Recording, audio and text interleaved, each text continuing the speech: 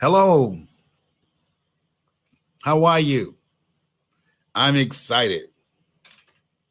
Today's going to be a very special program for you because I want to, as I was thinking about what is it that I can do that can help many people who are going through a tough time right now.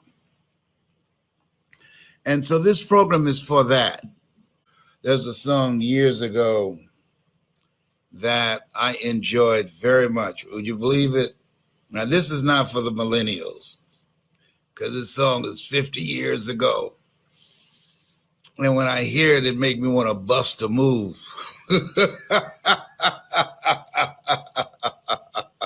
All right, this is back in my disc jockey days. And when I was the man in Columbus, Ohio, Lesbrown, the man about town, LB, Triple P. I've been thinking, and what I want you to do is express your greatness. Express your greatness. I was at the airport, and the guy called my name, Les Brown, and I came up to the counter, and it was an airline that I didn't usually fly. And he upgraded me to first class. I said, thank you, sir. And then I went in, I sat down, and I said, now that's odd. I can't have that many mileage on this flight and this airline. So I went back up to the counter. I said, do you know who I am? He said, no. You've never heard any of my motivational materials? He said, no. You haven't read my book? He said, no. Well, you know, my mother told me never look a gift horse in the mouth, but why did you upgrade me to first class? I don't usually fly your airline. And he said, because I can. Wow. Because I can. I got up this morning. There are people that need motivation. There are people that need hope. There are people that need to hear a word. There are people who need to be encouraged. God put me here to motivate and inspire. So you know why I'm giving this away? Because I can. But wait, you can make money off that. Listen to me. I'm here because of God's grace and mercy. You're listening to someone and looking at someone who's been dealing with fourth stage cancer for 29 years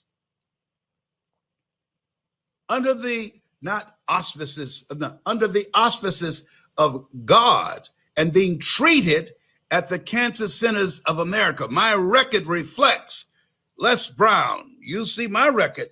Fourth stage cancer, metastasized to 7 areas of his body, including his spine. That's what you will see. I've already been paid. I've made a lot of money. And listen, there's no duplicate. There is no price you can put on a life. God has blessed me. I'm here because of his grace and mercy. And I'm here. He put me here to serve you. Greatest among you will be your servant. I want this to be a part of your strategy. I'm building a community of collaborative, achievement-driven, supportive relationships. What does it take? And listen to me. I want you to think about your goals and your dreams right now. You start listening to this now. It's going to change your life. It has created several millionaires around the world. How? Because you have to have $1 million mindset. As a man thinketh, so is he. As he continues to think, so he remains. Your thinking has brought you to where you are. Upgrade your thinking, and it will take you where you should be. So I've earned millions of dollars. So when you hear my voice, you're hearing someone who's earned millions. And I'm speaking it into existence into you. So you remind yourself of that as you listen, have the faith. As you listen, have the expectation. As you listen, this is going to be your greatest year ever. This will change your mindset. It will expand your vision beyond your circumstances, beyond your adversities, because you'll be listening to someone who used to bathe in the sink downtown in Penobscot Building in Detroit, Michigan. You'll be listening to someone who has hid in a closet from the janitorial staff in the middle of the night when they came in to clean my office when I was in pursuit of my dream. I've been through some stuff. In order to still be here, you got to know some stuff. You got to know how to navigate this thing called life. I don't know you. I can't see you, but here's what I know about you. You have greatness in you. Here's what I know about you. You don't have to give me a dime for what I'm sending you. God has paid me in full and some. A friend of mine, Vi Clark, who died, she has a quote that she gave her daughter to give me. She said, when I die, because of the life I live, life don't owe me no change. I can say that for myself. When I go, when I die, when y'all hear Les Brown is out of here. But guess what? Life don't owe him any change. Why? He lived full and he died empty. He robbed the cemetery of his voice. He robbed the cemetery of his story. He robbed the cemetery of his passion to serve. He robbed the cemetery of his greatness. He robbed the cemetery of people who were living a mediocre life. And when he spoke, they were inspired because he knew he could do nothing of himself, but with God, all things are possible. I know what it is to go through foreclosure, to be evicted. I know what it is when you don't know where you're going to get your next meal from.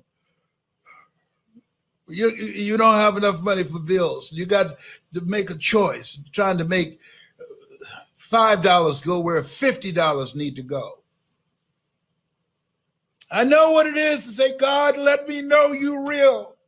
Give me a sign. And the sign didn't show up. And then people say to you, oh, he might not come when you call him, but he'll be right on time. If you don't get out of my face. No, let me tell you something. Oh, plan twos don't work up in here now.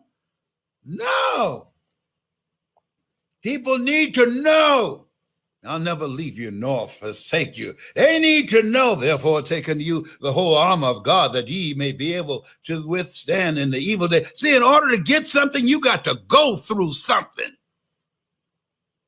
Oh, this is not the end for you. This is just a new beginning. Oh, no.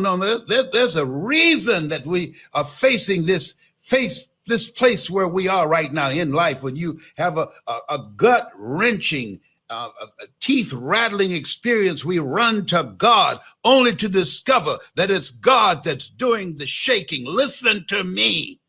This is your time. Don't focus where you are. No, you focus where you are going. Get a vision of that. And you listen to choosing your future.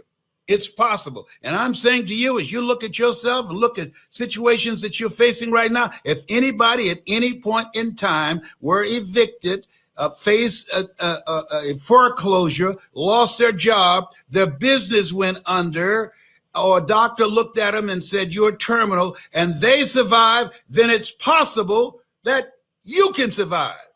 The next message there that you're going to receive, it's necessary. See, if you're casual about your dream will end up a casualty. You've got to decide that my dream is a non-negotiable. You've got to decide that. And you go at it with a hunger in order to make it right now, with all the stuff that's happening right now, this global asylum, mental asylum that we're in right now, with the craziness that's going on right now. In order to break through, as Dr. Stan would say, you got to be hungry. People that are hungry are relentless. People that are hungry don't take no for an answer. People that are hungry are unstoppable. You got to be hungry. Those who hunger and thirst after righteousness, right thinking, right words, right feelings, right relationships. and right action shall be filled. Got to be hungry to make it right now. You got to decide. It's necessary that you upgrade your relationships. And as Dr. Kareem Ellis would say, give a pink slip to all the negative, toxic, going nowhere people in your life. Give them a pink slip. There's no place for them in your life. I don't take a phone call unless it's positive, unless it's productive, unless it's purposeful, unless it's profitable. It's got to be positive. I don't deal with negative people. They bring too much drama with them. I don't care if it's my children. No, I ain't got time for it. Got to be positive. You know, something else Kareem said. He said, your life is not a democracy. It's a dictatorship. People don't get to weigh in and bring drama to you unless you give them permission. It's a dictatorship. You call the shots. So I call the shots. I don't deal with negative people. Then here's the other one. Got to be productive. As you look at your life and go, anybody that's not productive, anybody that's not producing value for you in your life, anybody in your life that's always there when they need you, but when you need something, you can't find them. No, don't bring them. Life is like an elevator. The higher you go up, you got to stop and let some people off. Let go or be dragged. All right? It's necessary that you do that. And it's necessary that you spend time with you, getting quiet, getting still, without developing yourself, without working on yourself, without letting go toxic, negative people, without a clear vision of what you want to manifest in your life. You don't want to do that. No. So you got to work on you. You got to get quiet. Most of us never achieve our greatness. Most of us even don't know who we are because of weapons of mass distractions. Distracted by foolishness. I can't tell you a number of people, oh, did you see the fight between Roy Jones and Mike Tyson? Hell to the no. Why am I going to be sitting around watching that? What value would that bring in my life? Hello? No. You got to use your time wisely. It's necessary that you get serious about life, that you put your foot down and say, I'm not going to be poor anymore. I'm not going to stay in a relationship where I'm dying rather than living anymore. I'm not going to be a fat blob anymore. No, I'm not going to be unhealthy anymore. No, I'm not going to be on a job where they pay me just enough to keep me from quitting and I work just hard enough to keep from being fired. No, I'm going to live my calling. I'm not mentally fit to have a job. A job is what you get paid for. A calling is what you're made for. I'm going to do that which God made me to do. I'm going to bet on me. I'm going to take a chance on me. You have something special, but you got to put your foot down to discipline yourself. Keep your word to yourself. Honor yourself. Honor the greatness in yourself. This thing called life is serious. You can't be wishy-washy. Becoming successful is a slow process. And listen to me, becoming successful is a slow process. Developing your greatness is a slow process. But quitting doesn't make it faster. You got to decide. It's necessary that you put your foot down. You said, no, I'm not quitting. I don't care how many no's I get, how many rejections I get. I don't care how many people tell me I can't do it. Even if I'm not going to even listen to myself.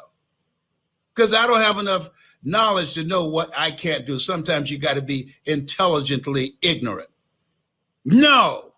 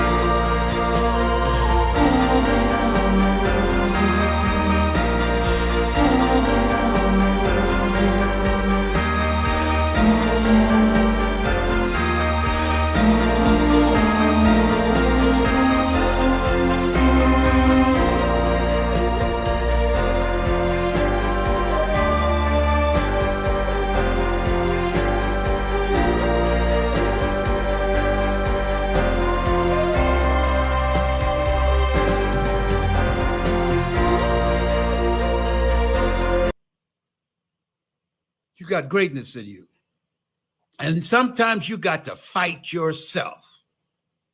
The fault, dear brothers, is not in our stars, but in ourselves, but that we are underlings. What lies before us and what lies behind us is of small consequence to what lies within us. What did he mean by that? Greater is he that's in you than he that's in the world. But in order to bring it out, it requires discipline. Discipline? Yes. Do what you know, not what you feel.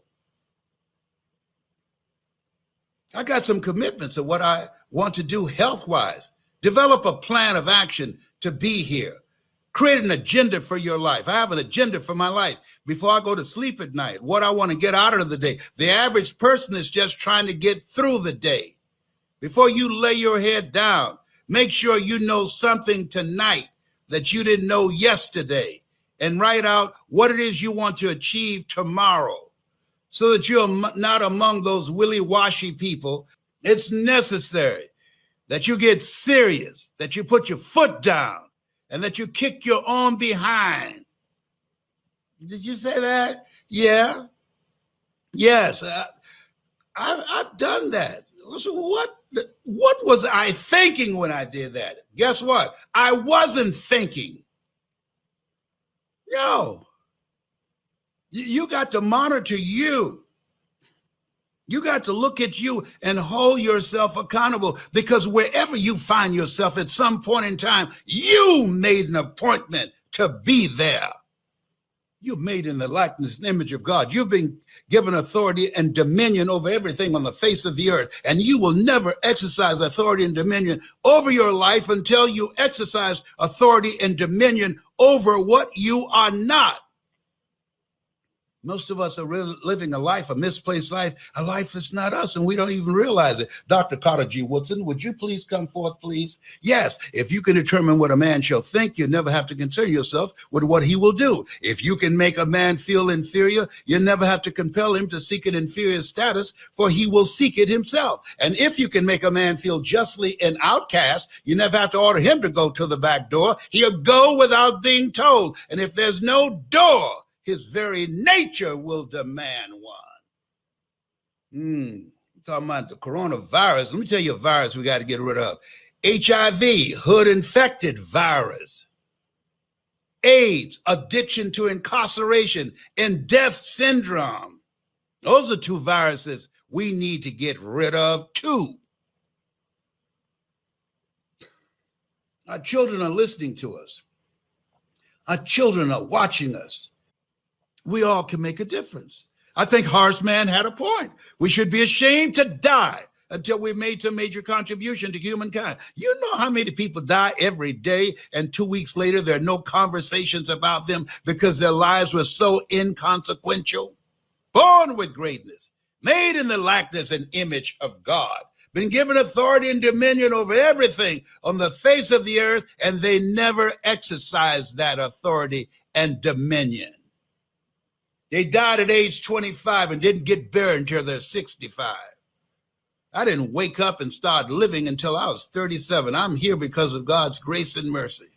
And somebody saw something in me when I didn't see it in myself. Sometimes you have to believe in somebody's belief in you until your belief kicks in. Listen to me. You got greatness in you. Don't you judge yourself based upon your circumstances. Don't you judge yourself based upon what you have lost. Don't ever say, oh, I have lost everything. That's a bold-faced lie. The fact that you can say it, I've lost everything, that's a lie. People who've lost everything can't talk. People who've lost everything are in a cemetery taking a dirt nap. You are still here because of God's grace and mercy. And if you created it once, you can create it again. So help me. This new craziness that we got out here, no craziness. It's insane. And guess what?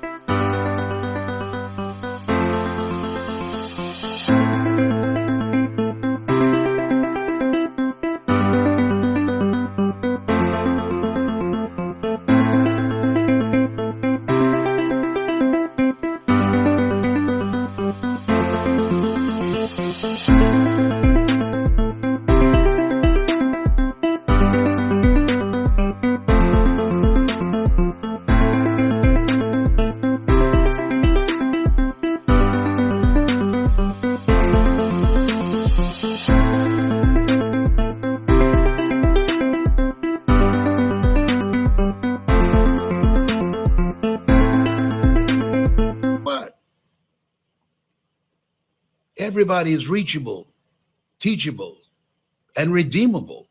I used to be crazy too for a long period of time. And I'm not playing with too much of a full deck now. All right, Tyrone. See, that's what I'm talking about. Who talks to squirrels? I got issues. You have something special. You have greatness in you. And I'm crazy enough to believe. I'm crazy enough to believe that God is not through with me yet. And that I'm going to give you what I have. I'll give you my products. I'm going to create a community of collaborative, achievement-driven relationships. You can't help everybody, but those who have ear, let them hear. I'm crazy enough to believe there's some of you who hear me now, that life is God's gift to them, and how they live their lives is their gift to God. That's the greatest gift that you can give all of us.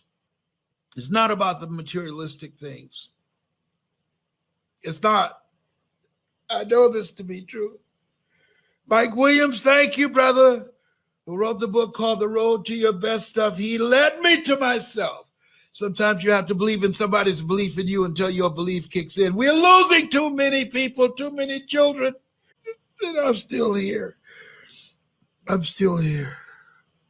I'm still here. I just thought about that. I'm still here this morning. I'm still here, and I'm grateful. Let's give people hope. Let's provide hope for people that are feeling hopeless and helpless and powerless. This will strengthen them. God has given me a gift to speak. And he didn't charge me anything. He didn't charge me anything. How do you know how to do what you do? I don't know. God, grace and mercy. That's all I know. If you want to know how I got here, come on, Luther Barnes. God's grace. I wish I could say, oh, I got it like that. No, I don't. But these are tears of gratitude. I'm so thankful. I want people who have a spiritual calling. So that they don't give up. You have something special. You have greatness in you. That's my story. I'm sticking to it.